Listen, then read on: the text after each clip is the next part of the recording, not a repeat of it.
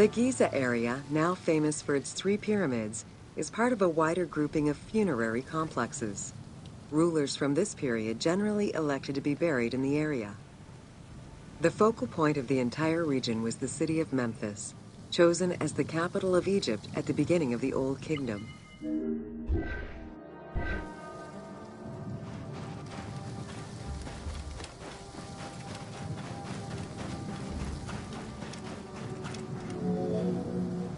The placement of the Giza monuments, and particularly that of the pyramids, followed a practical yet strict alignment.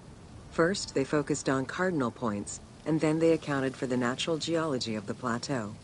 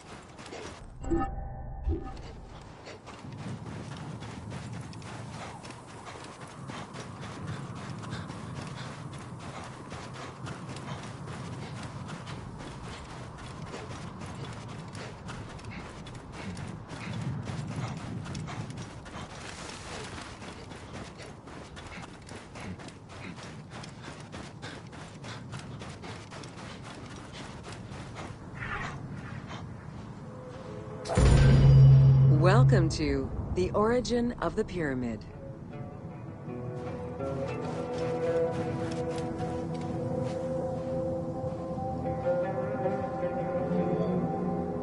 The origin of the word pyramid is controversial.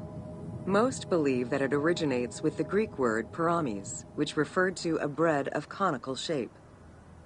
Life and death in ancient Egypt were modeled on the cycle of the sun. The perfect shape of the smooth-faced pyramid became associated with the metaphor of the pharaoh transformed into one of the sun's rays in death. Pyramids represented the Benben, the primordial mound of the Heliopolitan creation myth. These stories permeated every aspect of Egyptian life to a greater or lesser extent.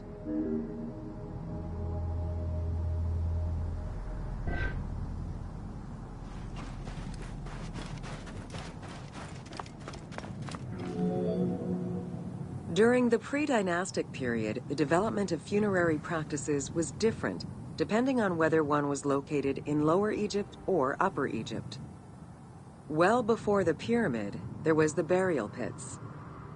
It is on the site of Merimde Beni Salome in Lower Egypt that we find the oldest funerary site, dating back to 5000 BCE.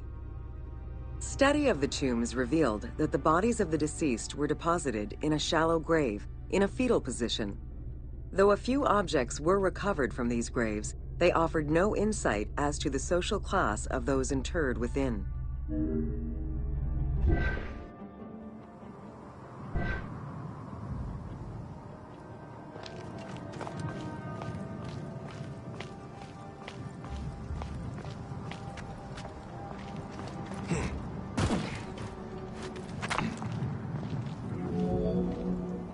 In Upper Egypt, pre-dynastic practices are easier to study, but reveal more complex funerary rites. They are divided into two cultural phases, Badarian and Nagada. The Badarian phase ranged from 4400 BCE to 3800 BCE. Small necropolises were discovered on the outskirts of villages, revealing the emergence of a funerary cult. The bodies of the deceased were lowered into an oval grave and covered with goat or gazelle skins. Items needed in everyday life were added alongside the body.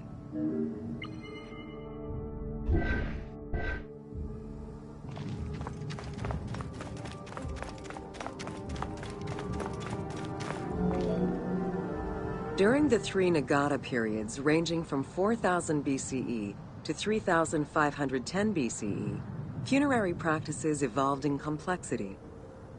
The shape of tombs changed from oval to rectangular, mimicking the homes of the living. The size of the burials increased and funerary items became more stylized and numerous. Tombs gained complexity with masonry, wooden veneers, or raw bricks added to strengthen the structures. In time, socially stratified necropolises emerged. For example, in Hierakonpolis, the elite and commoners had separate necropolises.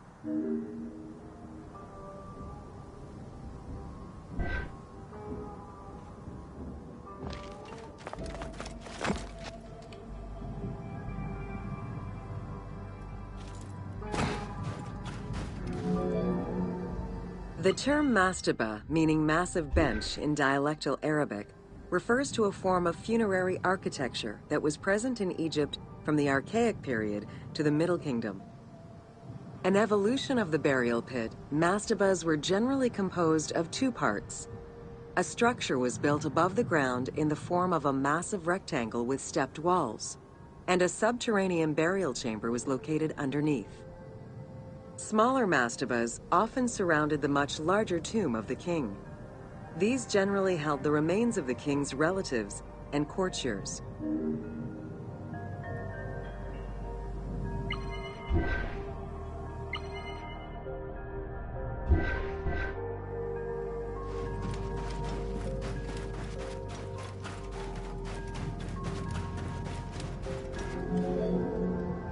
The arrangement of the substructure of the mastaba evolved during the course of the Old Kingdom. From the 5th dynasty onwards, mastabas often featured multi-roomed substructures, with sometimes up to 30 rooms. Also, the quantity and quality of decorated surfaces increased noticeably, as well as the number of statues found within.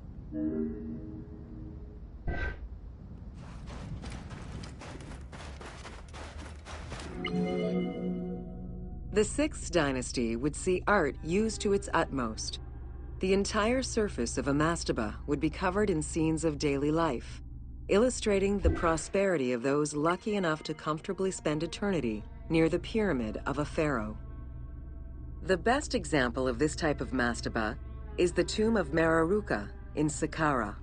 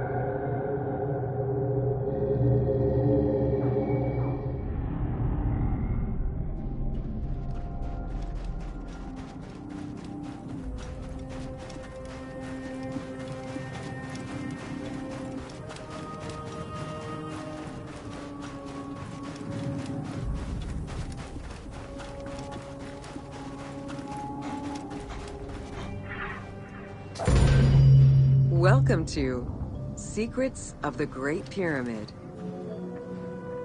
Built around 2550 BCE, the Great Pyramid of Giza is considered one of the most iconic structures of Egypt. It is the biggest of the pyramids and the only one of the 7 wonders of the ancient world still standing. The numbers associated to the Great Pyramid of Giza are impressive. A workforce of over 20,000 people, 6 million tons of stone, and 20 years of construction. It was a massive undertaking for a pharaoh's tomb.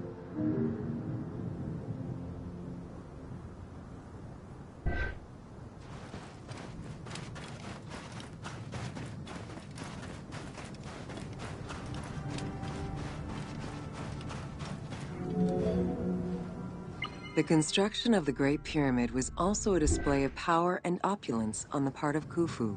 It is part of the pharaoh's vast funerary complex, which also includes 2 temples, 3 satellite pyramids, a causeway, and a builder's necropolis.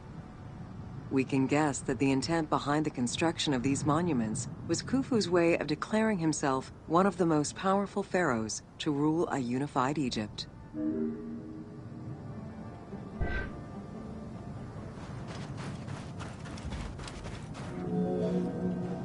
New insights into engineering and ancient Egyptian culture are still being revealed over 4,500 years later. For example, a recently unearthed papyrus offers a glimpse into the life of a tradesman at the time of the pyramid's construction. Also, a logbook belonging to a team leader during the building gives details on the craftsmen, their work schedules, and the raw materials required.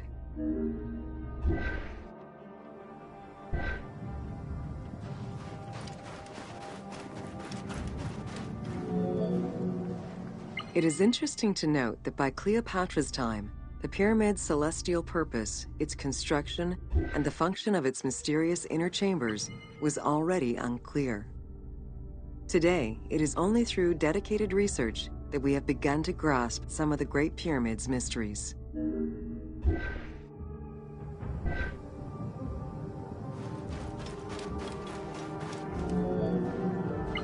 The Egyptians had polished their design for centuries by the time work on the Great Pyramid began. Intended as a tomb for Khufu, the Great Pyramid's structural design has been considered to be nearly perfect by engineers and historians ever since.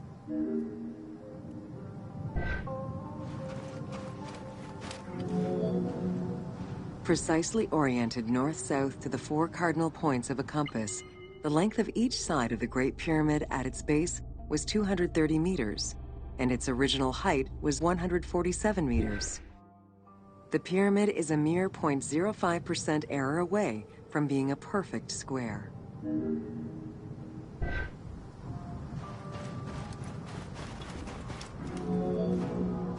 In order to achieve the shape of a true pyramid, the design required many considerations in the planning phases as well as precision during execution. It was especially critical that they control the angle of inclination on all sides at every stage of construction.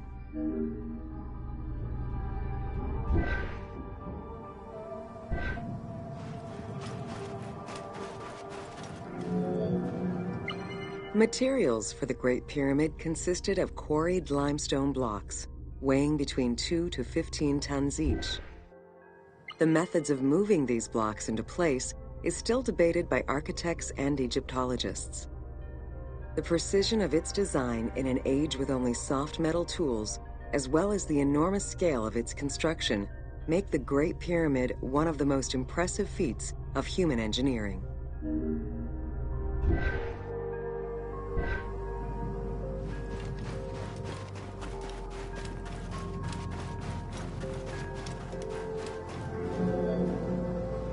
It's estimated that it took between 600,000 and 2 million blocks of stone to build the Great Pyramid.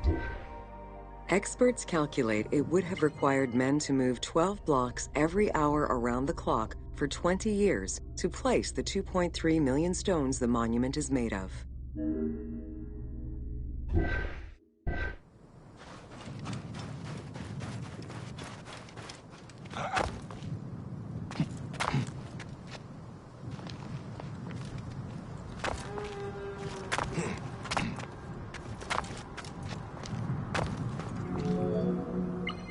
While the interior chambers were built with red granite from Aswan, most of the pyramid was made from local limestone, weighing between 2 to 15 tons per block.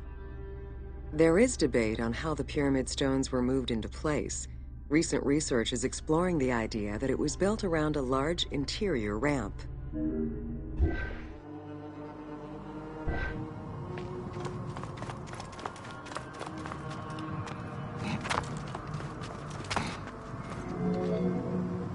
The recently discovered logbook confirms that the high-quality limestone of the outer casing was brought by boat across the Nile from a quarry in Tura.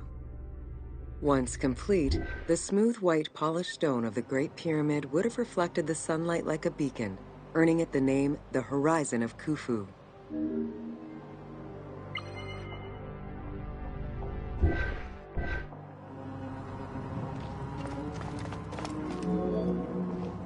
Over the centuries, thieves and travelers attempted to access the Great Pyramid numerous times.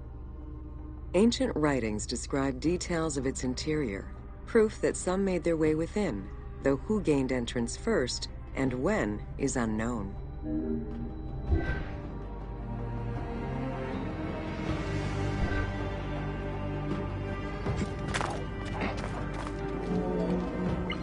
The main entrance of the Great Pyramid is located 17 meters above ground level.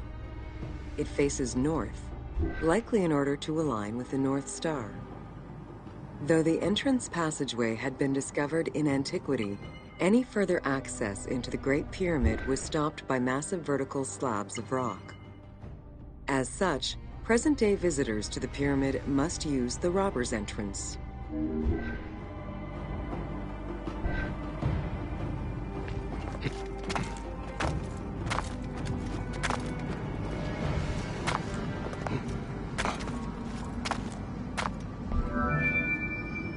The robber's entrance is reported to have been opened in the 9th century by Caliph al-Mamun. In search of treasure, the Caliph had his men dig their way inside the Great Pyramid. The most likely scenario is that they enlarged a corridor which had been created by tomb robbers during antiquity. As such, this is how the team can justify access to this wonder.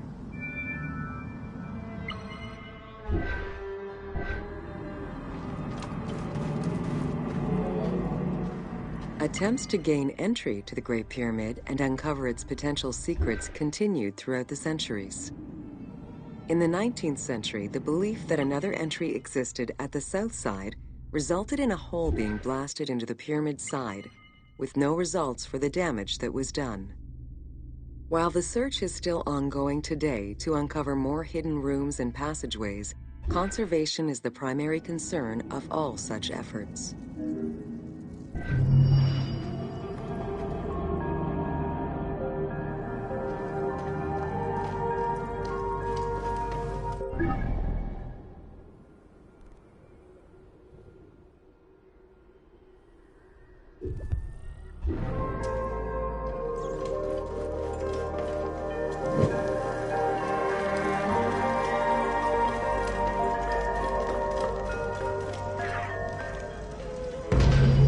Welcome to the Great Pyramid of Giza, Upper Chambers. At the entrance of the ascending passage are 3 granite flagstones estimated to weigh up to 25 tons each. They were used to protect the Great Pyramid from thieves. Undaunted by the granite blocks, the thieves simply dug into the softer limestone around them, thus creating the robber's entrance.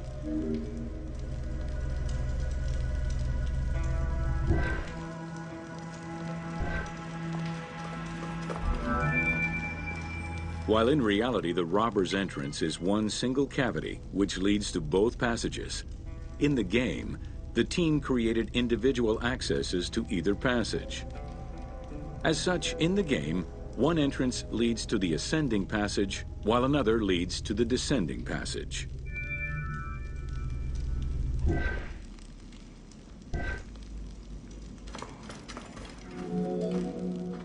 The ascending passageway of the Great Pyramid provides a direct path into the Grand Gallery and is accessed 30 meters from the entrance along the descending corridor.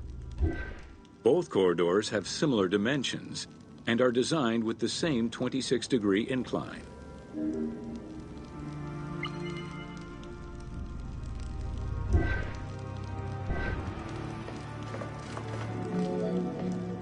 The ascending corridor has smooth masonry on its walls, and the layout includes many trapezoidal stones.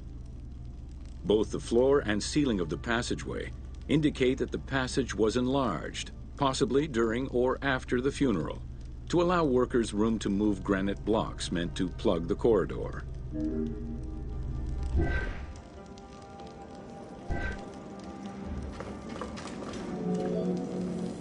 The Grand Gallery's purpose is still debated among experts. It may have been intended to align with the stars, act as a buffer to protect the king's chamber, or simply to facilitate the transport of the granite blocks used inside the pyramid. Access to the queen's chamber was at the beginning of the Grand Gallery.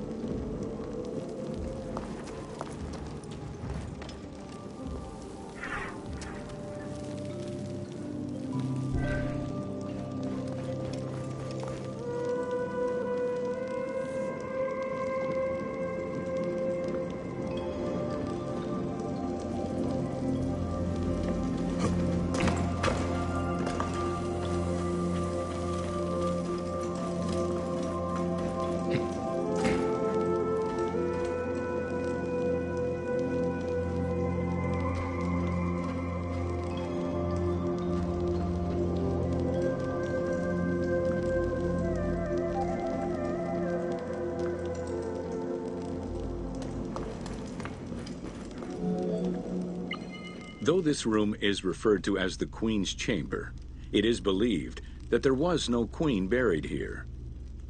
Based on their knowledge of earlier pyramids, Egyptologists believe it was more likely intended as the king's serdab, a chamber meant to contain the Ka statue, which would in turn house the king's spirit.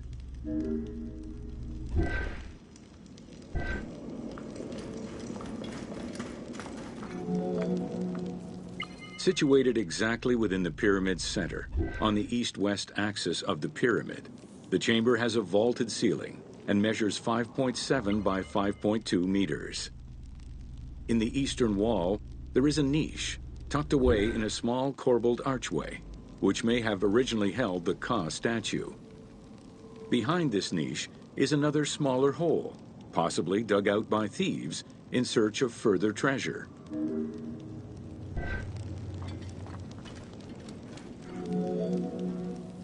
In the 19th century, two shafts were found running through the north and south walls.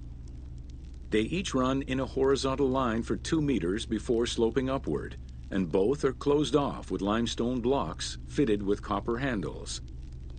Whether they were intended as ventilation shafts for workers or a celestial connection for the pharaoh's spirit is unconfirmed.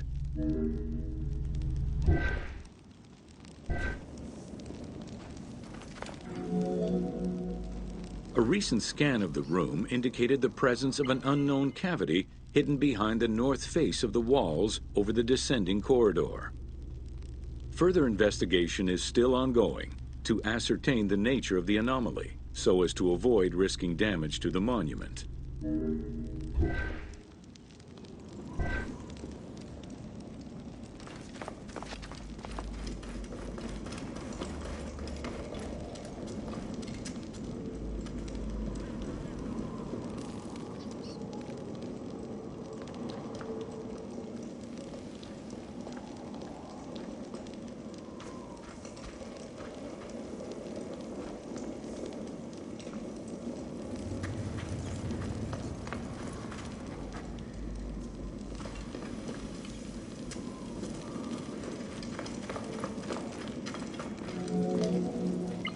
Khufu's architects were possibly influenced by earlier rhomboidal pyramids when designing the gallery.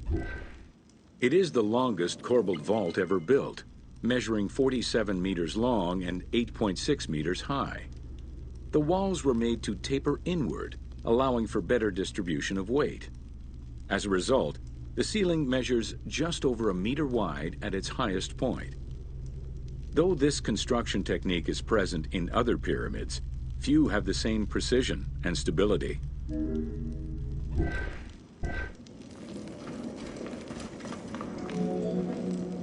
While the space is visually dramatic, the gallery seemed to serve a practical function, though what exactly remains uncertain.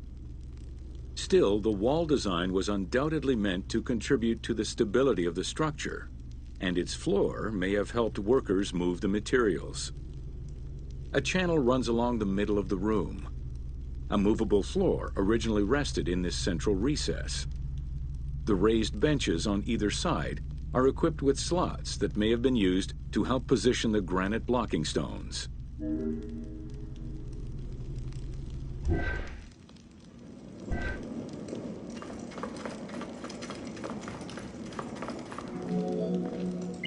At the end of the Grand Gallery is the entrance to the antechamber leading to the King's Chamber.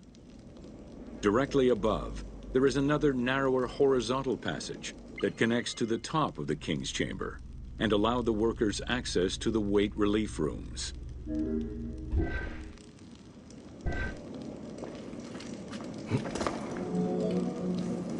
The far end of the Grand Gallery leads to a small antechamber with a portcullis, preventing access to the King's Chamber. The portcullis was composed of 3 separate granite slabs. They were designed to be lowered into place and seal the chamber after the burial of the king. The grooves dug out to hold the slabs in place are still clearly visible to this day. The elaborate locking system was composed of a series of grooves for the ropes and pulleys that dropped the stones into place like the notches on a key.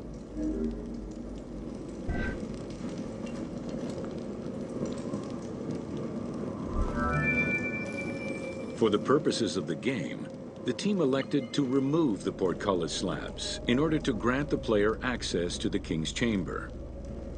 In reality, workers would have backed out of the room after the funeral, lowering each slab into place behind them one at a time. Each of the 3 stones were smashed by looters centuries later, and evidence of their break-in is still evident.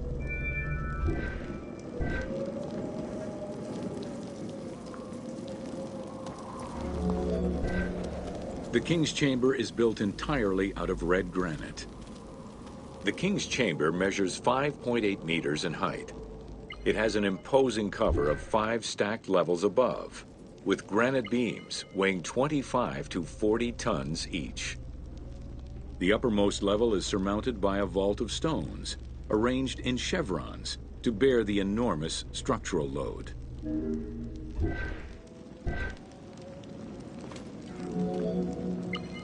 As in the Queen's Chamber, 2 shafts extend out from the room towards the north and south faces of the pyramid. They measure nearly 64 meters until they are blocked by copper-handled granite plugs. Some experts in the culture of the Old Kingdom believe that the shafts were thought to lead the king's soul to the stars, with the incarnation of the pharaoh as the god Ra, represented by the northern well, and the god Horus by the southern well. There is a granite sarcophagus at the west end of the room, but it is the concealed construction inscriptions left by workmen on the roof's stones which verify this as the resting place of Khufu. The sarcophagus was recorded as being empty when it was discovered, and its design indicates that there was once a lid in place. It's possible that this sarcophagus is only a cenotaph in memory of the pharaoh, but was never actually meant to receive the body.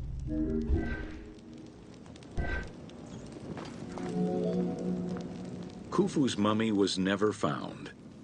It is hoped that as of yet undiscovered hidden rooms and shafts of the pyramid may provide an answer as to its location.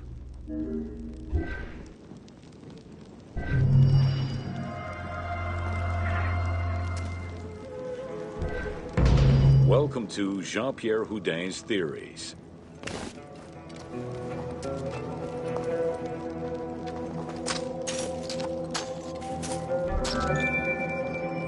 The team wanted to provide players with a sense of exploration and discovery, particularly within the Great Pyramid. As such, a decision was made that the internal design of the monument in the game would reflect Jean-Pierre Houdin's theories.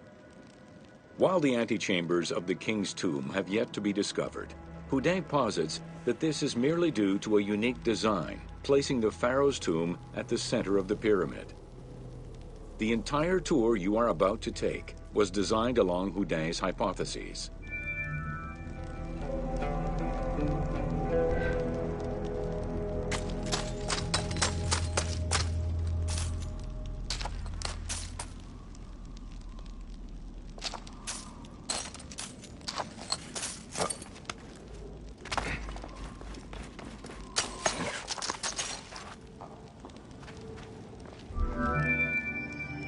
While respecting Houdin's hypothesis as to the general layout of the antechambers, the team wanted the contents to enhance the game experience.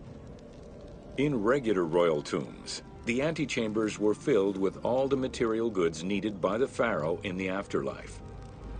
To support the feelings of discovery and awe, the art team created a unique and fantastical treasure in this second antechamber.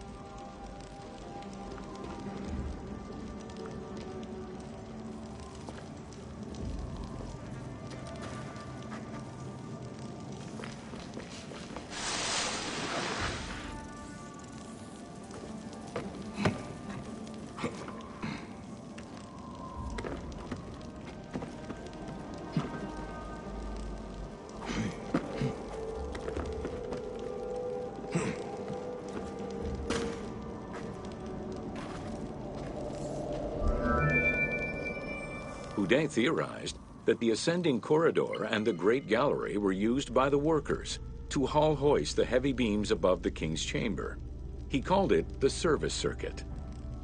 The corridor you are in now was created by the team following Houdin's theory and is referred to as the noble circuit. It is through this corridor that the wooden sarcophagus containing the pharaoh's mummy would have been transported to its final resting chamber.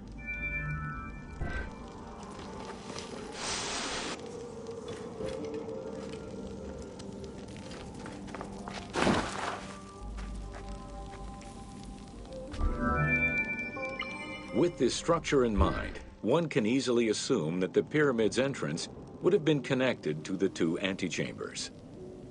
Modern research has revealed that a cavity might be located behind the north face chevrons of the pyramid. As such, the team chose to create this area for the player to explore. Here is where Houdin believes that the priests and nobles would have exited the pyramid after the burial ceremony.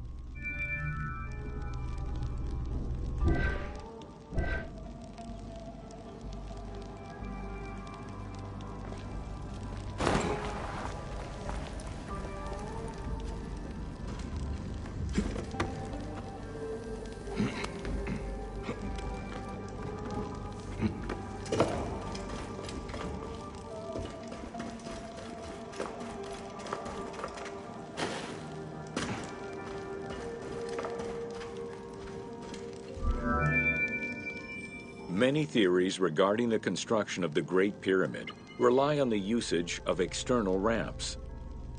However, Houdin believes an external ramp would have been too steep for the upper portion of the pyramid. This is why he posits that there were two ramps. An external ramp for about half of the height of the pyramid, which then became an internal ramp for the second half.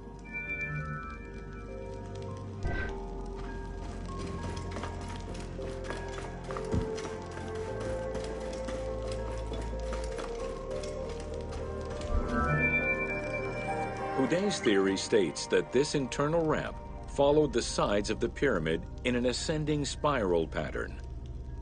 A notch discovered in the edge of the Great Pyramid, known as Bob's Room, seems to support this theory.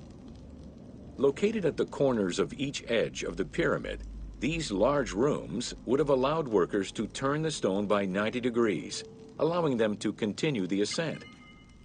The team chose to create rooms such as this one, bringing Houdin's hypothesis to life.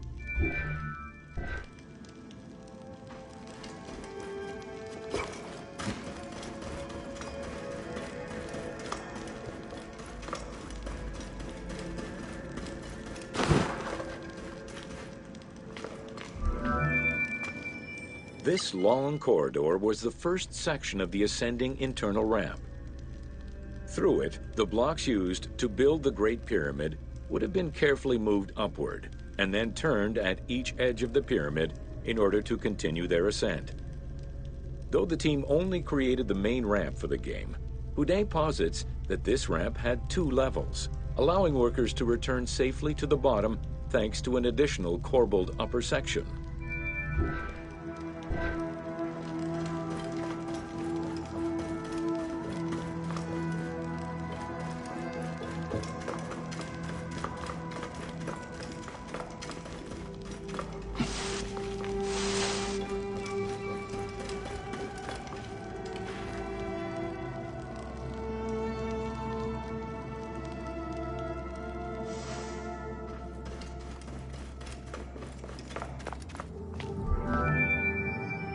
According to Houdin, the start of the inner ramp was located at the base of the southeastern face of the pyramid. This location would have been the junction point of the external and internal ramps. Below us, workers would have built the lower part of the pyramid with the external ramp before eventually switching to the internal ramp for the middle and upper sections of the pyramid. At that time in the process, they could have reused the material of the external ramp to fill the center of the pyramid, hauling the stones in through the internal ramp.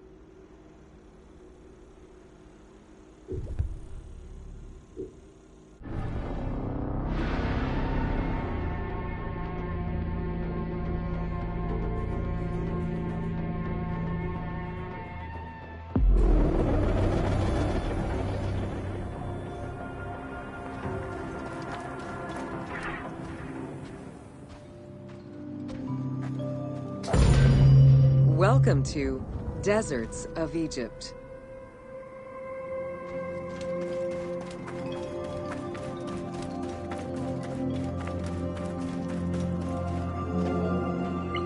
Reaching out on either side of the lush Nile are the harsh, arid Western Desert and the mountainous Eastern Desert. They cover nearly 94% of Egypt. Each of these parent deserts have their own microclimate and contain several smaller deserts with a distinctive fauna and flora. Whale fossils were discovered within the depths of the Sahara. Known as the Valley of the Whales, this location is evidence of the seas which once covered the area.